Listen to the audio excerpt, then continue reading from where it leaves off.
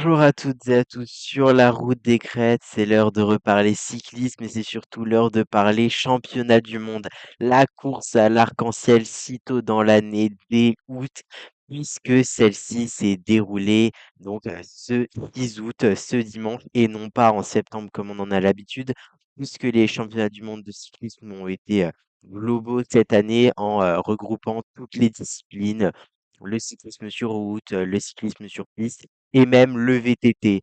On va donc parler dans cette vidéo de ces championnats du monde avec un débrief habituel sous une autre forme. J'ai essayé de changer un peu avec tout d'abord une approche de la course en nous intéressant au parcours, un petit résumé, une brève analyse, un retour sur les classements et surtout un petit point sur les déclarations qui ont été réalisées après la course des différents acteurs de ces championnats du monde.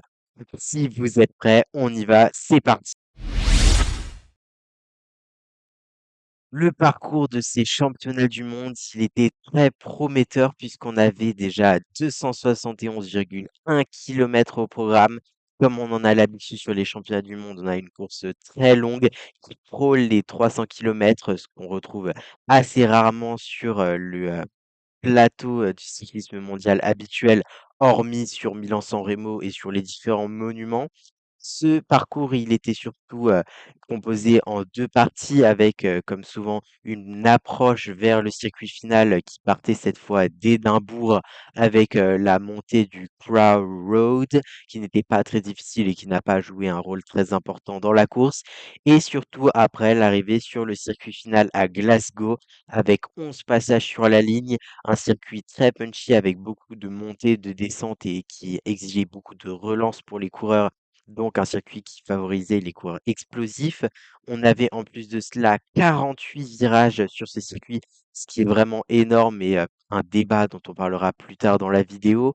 Avec ces 48 virages et les plus de 10 tours de circuit, ça faisait près de 500 virages au total sur ce circuit, ce qui est quand même énorme. Et surtout, le point clé de ce circuit de Glasgow, c'était la difficulté de Monrose Street. 200 mètres seulement, certes, mais une pente moyenne à 10% et des passages à 14%. Cette côte de Monrose Street, elle a évidemment joué un rôle très important parce qu'elle était crainte par tout le monde et qu'elle était située à seulement 2 kilomètres de l'arrivée à Glasgow. On va donc voir si ce parcours a tenu ses promesses durant la course. Au départ, comme on l'a toujours ce scénario sur les championnats du monde, c'est une échappée assez conséquente avec des coureurs peu dangereux pour la victoire finale qui s'est composée au bout de quelques kilomètres seulement au niveau du Queensferry Crossing après même pas 20 kilomètres. Dans cette échappée de 9 coureurs, on retrouvait notamment le Néo-Zélandais Ryan Christensen, mais aussi l'Australien Matt Dinham, le Britannique Owen Zool, l'Autrichien Patrick Gamper, le Tchèque Peter Kelleman, le Lettonien Chris Neylands qui faisait un peu figure de tête d'affiche dans cette échappée et qui a même fait peur un tant soit peu au peloton. Et enfin, le Colombien Harold Tejada, l'Irlandais Rory Townsend et un autre coureur de la DSM, l'Américain Kevin Vermaerke. Un coup de tonnerre a eu lieu pour troubler ce début d'étape assez tranquille. Après 80 kilomètres de course, celle-ci a été interrompue à 192 kilomètres de l'arrivée. Les coureurs ne pouvaient plus passer. On a un tant soit peu cru que c'était un véhicule de la caravane qui était arrêté, qui était tombé en panne et qui avait besoin d'être dépanné. Mais non, c'était bel et bien des manifestants pour une cause que l'on ignore vu qu'ils n'ont pas été filmés, et qui n'ont pas été, diffusés à la télévision, qui, s'étaient, mis en travers de la route et avaient causé l'interruption justement, de ces championnats du monde. La course, elle a ainsi été interrompue pendant presque 1 heure, pendant 50 minutes, ce qui est quand même énorme sur un effort de, 5-6 heures, durant, une course de 271 kilomètres. Mais elle a finalement pu reprendre son cours et la bataille entre l'échappée et le peloton a été lancée à partir de ce moment, alors que l'échappée comptait donc 7 minutes 30 d'avance sur les équipes de favoris. Elle a, elle s'est battue vraiment pour garder le plus d'avance avant le circuit et elle a abordé justement cette arrivée à Glasgow avec seulement 4 minutes 50 d'avance. Le peloton avait très peur de cette échappée justement à cause de tous les virages et à cause de la technicité de ce circuit qui pouvait éventuellement permettre à un coureur qui était parti à l'avant de faire le hold-up et de tenir très longtemps à l'avant en s'épuisant moins et en gaspillant moins de force avec tous ces virages à l'avant. Donc la course, elle s'est quand même enflammée plus loin dans le circuit avec, un tempo de l'équipe du Danemark sur plusieurs kilomètres avec notamment Michael Morkov et Mikkel Bjerg qui ont tenté de placer, de la meilleure des manières leur leader Mats Pedersen, Kasper Asgreen, Søren Krogh Andersen et Mathias Kjelmose. C'est donc à ce moment-là, après, une trentaine de kilomètres dans les rues de Glasgow que les hostilités ont été lancées avec déjà des attaques des outsiders et même de certains favoris qui se sont découverts avec, notamment donc, le Danemark de, Mathias Kjelmose, mais aussi le tenant du titre Remco Evenepoel, le Français Julien Alaphilippe et des cadors, des ultra favoris comme Tadej Pogacar et Mathieu Van Der Poel. Pendant ce temps-là, alors que la course était vraiment en train de se décanter, la France a perdu un de ses éléments majeurs de sa formation, puisque Christophe Laporte a connu un incident mécanique alors qu'il était très bien placé et semblait avoir de très bonnes jambes ce jour-là.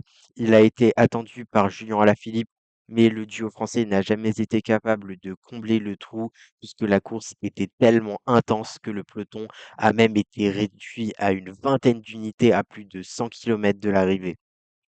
Après, une première attaque à 58 kilomètres de l'arrivée, l'Italien Alberto Bettiol a tenté son va-tout à 55 kilomètres de l'arrivée cette fois, en attaquant dans une des côtes, où était situé le ravitaillement.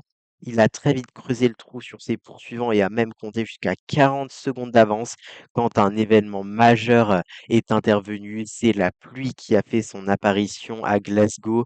On sait qu'elle est, souvent présente dans cette région, de la Grande-Bretagne et on peut même penser que sans l'interruption de la course, elle aurait pu, n'avoir aucune incidence, mais elle a tout de même joué puisqu'à la poursuite d'Alberto Bettiol, un groupe de quelques coureurs s'est formé après la chute de Jonathan Narvaez dans un virage qui a créé une cassure dans le groupe de poursuivants. Ce sont des cadors donc, qui se sont lancés à la poursuite de Bettiol avec, notamment Wout van Aert, Tadej Pogacar, Mathieu Van Der Poel et Mats Pedersen. Alors, qu'il était en tête avec, une avance tout de même confortable, Alberto Bettiol a craqué dans l'avant-dernier tour et a vu son avance fondre, de manière vraiment, impressionnante et à 20 kilomètres de l'arrivée, c'est Mathieu Van Der Poel qui a placé son démarrage au même endroit qu'en début de course, dans une côte avant, le passage technique dans le parc de Glasgow. Il a immédiatement fait craquer tous ses adversaires, personne n'a été capable de le suivre et il a par la même occasion repris Alberto Bettiol qui ne comptait alors plus que 5 secondes d'avance sur le groupe de poursuivants et il l'a immédiatement déposé puisque l'Italien était en totale perdition sur les derniers tours du circuit écossais.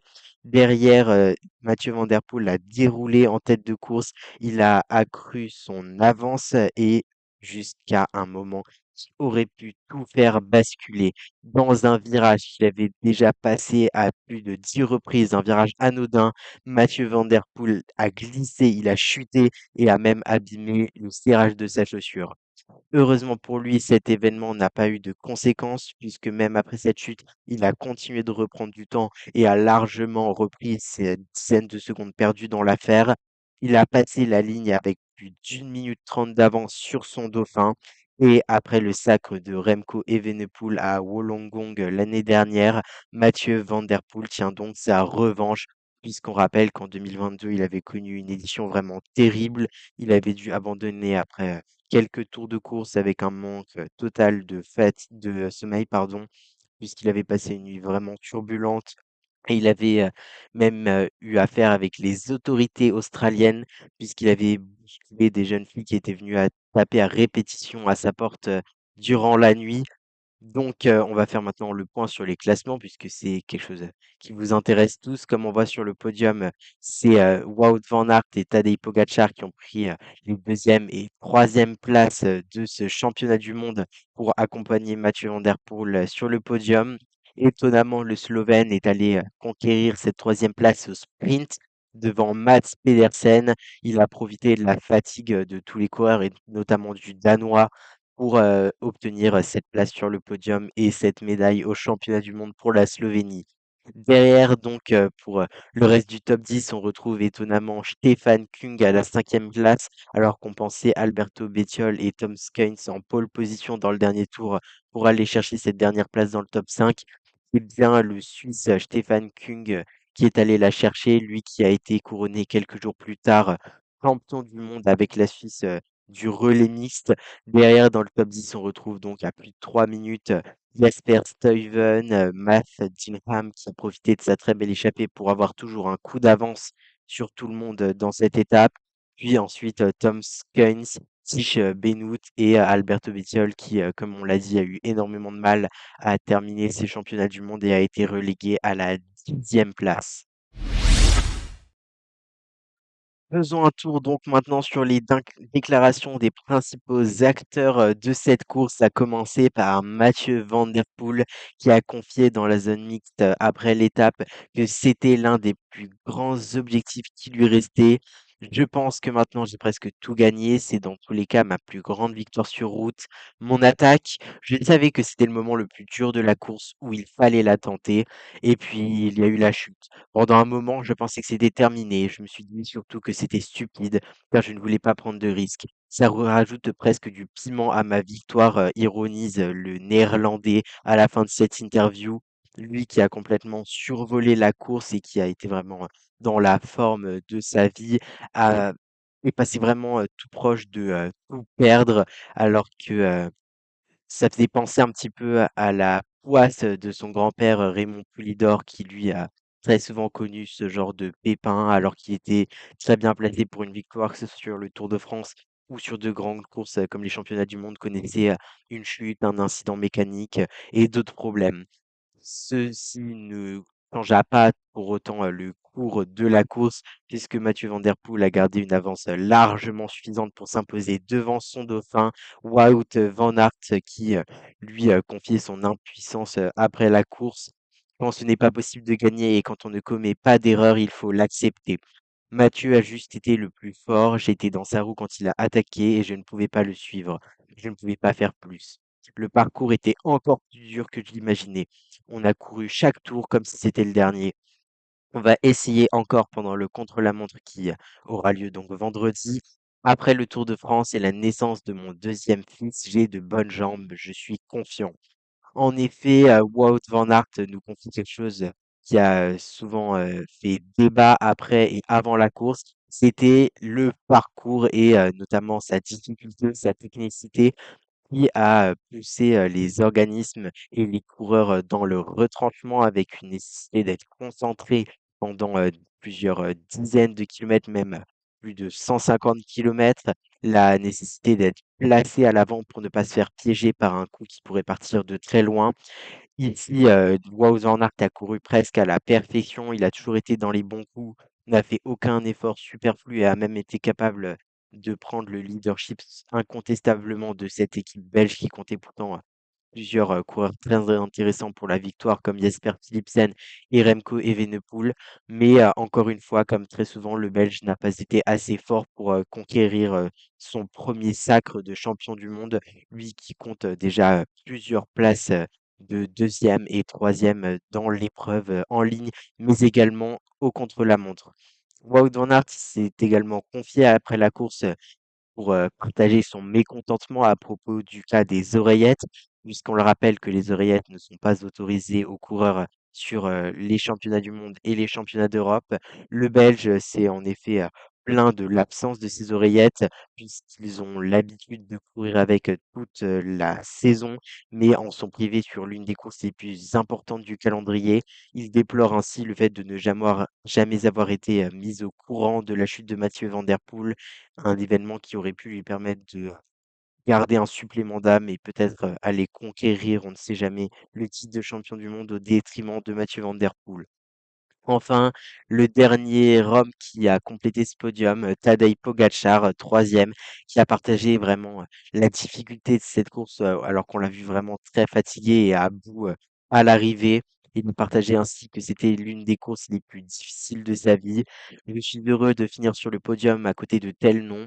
Je savais que je n'avais quasiment aucune chance au sprint contre Wout van Aert et Mats Pedersen, mais je me suis dit qu'après une si longue course, tout était possible. J'ai bien essayé de faire la différence dans les montées, mais les deux étaient vraiment forts. Au final, c'était un vrai sprint de mort-vivant. J'ai bien aimé le parcours. J'apprécie ce genre de circuit urbain, mais même si ce n'était pas parfois, pardon, même si ce n'était pas parfait pour moi. J'ai fini la course vidée, je me suis même senti malade après avoir passé la ligne. On voit ici vraiment dans cette interview de Pogacar la difficulté de ce parcours. Tadej Pogacar qui est l'un, voire le meilleur coureur au monde qui a fini cette course complètement éreinté, complètement fatigué, même s'il manque très probablement de fraîcheur après son Tour de France qui a pas été de tout repos, d'autant plus qu'il a été malade sur celui-ci, on le rappelle. Tadej Pogacar confirme à nouveau que cette course et ce classement surtout, il ne ment pas. C'est-à-dire que tous les coureurs sont à leur place et qu'il n'était pas possible de tricher sur ce parcours, que la stratégie a évidemment joué un rôle prépondérant, mais que même sans celle-ci, ce sont bien les atouts physiques qui ont joué sur ce circuit de Glasgow. C'est bien le plus fort qui s'est imposé et derrière, les autres plus forts qui ont essayé de faire de leur mieux pour pour franchir la ligne, de la meilleure des manières. Enfin, dernière déclaration, celle du sélectionneur de l'équipe de France. Une équipe de France qui a un peu déçu puisque son meilleur coureur Valentin Madouas n'a fini que 15e, ce qui est quand même une anomalie pour l'équipe de France puisqu'on rappelle que sur les derniers championnats du monde, elle avait fini 2e avec Christophe Laporte en 2022 et avait surtout, obtenu le titre en 2020 et 2021 par l'intermédiaire de Julien Alaphilippe. Dans les faits, il n'y a pas de bon moment, mais sur un circuit comme ça, on savait qu'un problème mécanique était rédhibitoire. Au moment où Christophe Laporte a eu sa crevaison à 106 km de l'arrivée, c'est là où ce qui restait du peloton s'est marcelé, et puis après, c'était une journée où c'était sauf qui peut.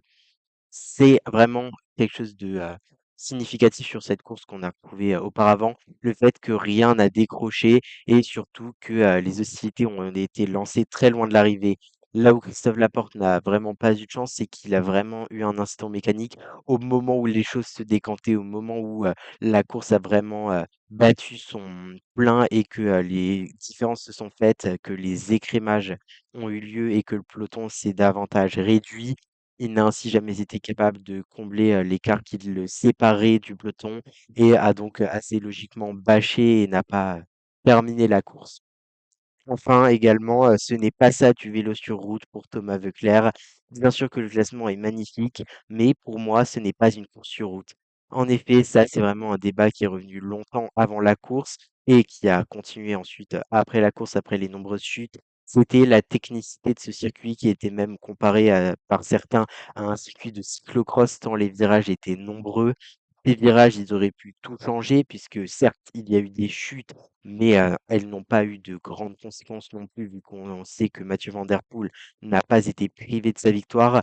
Mais ce parcours aurait pu faire, bien davantage de dégâts, d'autant plus que la pluie est intervenue assez tard et si, elle avait été présente dès le début de la course, lorsque le peloton était davantage conséquent et que, la masse, se battait vraiment pour avoir, les premières positions, ça aurait pu faire vraiment de très gros dégâts. Voilà donc déjà terminé ce débriefing des championnats du monde de Glasgow 2023. J'espère que ça vous aura plu ce petit format avec les petites déclarations de tous, le petit retour un petit peu plus précis sur la course pour que vous puissiez suivre plus facilement. C'était la route des crêtes. On se retrouve très bientôt pour une nouvelle vidéo en fin de semaine. Ciao, ciao!